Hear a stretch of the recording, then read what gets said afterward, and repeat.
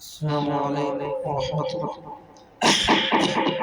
الحمد لله رب العالمين والصلاة والسلام على أشرف المرسلين وعلى آله وصحبه وسلم.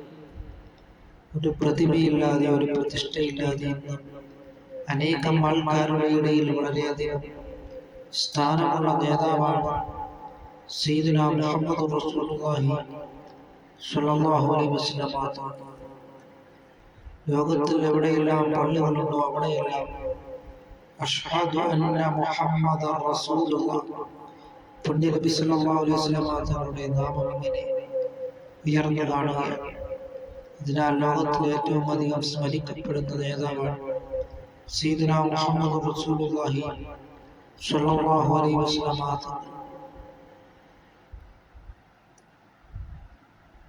ഒരു മനുഷ്യന്റെ അവന്റെ ദുആയിലായാലും നിസ്കാരത്തിലായാലും പുണ്യ നബി സല്ലല്ലാഹു അലൈഹി വസല്ലം തങ്ങളുടെ സ്വലാത്തിലായെങ്കിൽ ആ ദുആയോ നിസ്കാരമോ ഒന്നും അല്ലാഹു തആല കബൂലാക്കുകയില്ല.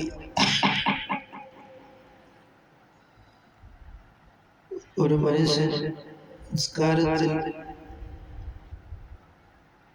അസ്സലാമു അലൈക അയ്യുഹൻ നബി എന്നിങ്ങനെ നാം ചൊല്ലേണ്ടതുണ്ട്. അത് നാം മനസ്സിലാക്കപ്പെട്ടു